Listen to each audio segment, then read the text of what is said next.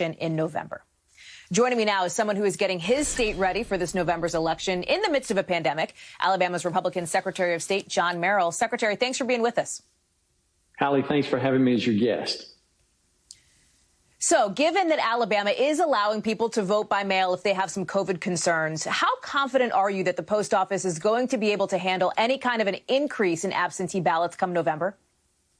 Well, Hallie, I'm very excited and firmly committed to ensuring that all of our voters that choose to cast their ballot through the absentee process using the mail system will be able to do so effectively in a safe and secure environment, so those individuals' votes will be counted for the candidate of their choice. However, the time to be concerned about whether or not your ballot is going to be received is not October the 25th, October the 28th, or November the 2nd.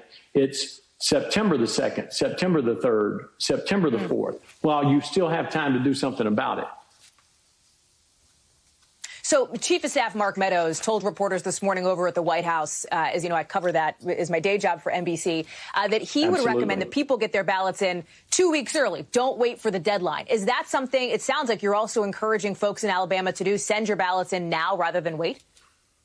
We are. We've started a multimedia campaign through social media, also using paid media throughout the state, also print media, encouraging people to make sure that they cast their ballot early, that they request their absentee ballot application early so they can get their ballot as soon as possible, which will be September the 9th, and then go ahead and cast their ballot for the candidate of their choice without any delay.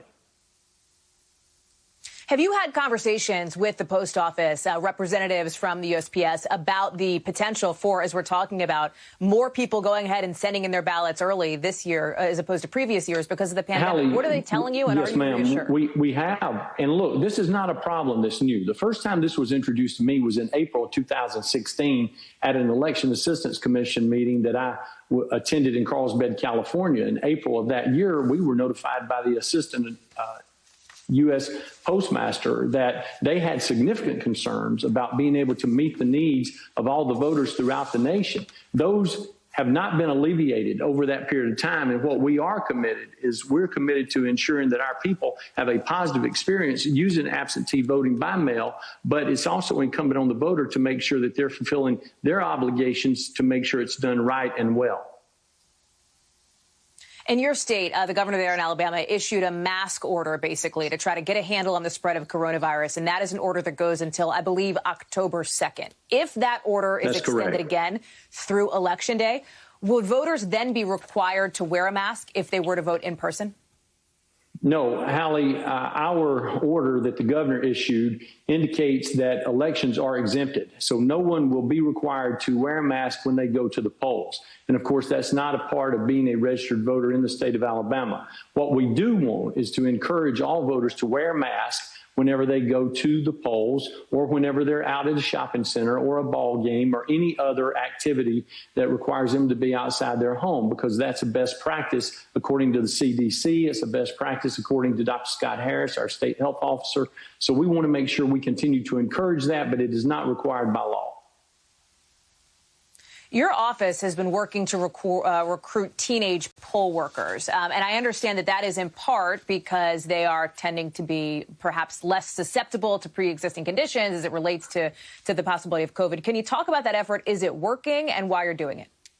Oh, yes. And Hallie, look, we passed that legislation in 2019 to try to encourage young people to become more of a part of the electoral process. Actually, it already was in effect in March when we had our primary on March the 3rd. And Scott Hassel, the probate judge in Etowah County up near Gadsden, actually had more than 60 young people between the ages of 16 and 18 who were involved as poll workers. Those students can do everything that a regular poll worker can do, with the exception of handling the ballot or determining the eligibility of a voter when they go to the polls. We think this is a great way to encourage them to become more involved and to become more effective as citizens. Alabama Secretary of State John Merrill. Secretary Merrill, thank you for being with us, encouraging folks to wear masks if they go in person and to get those ballots if you're mailing them in early.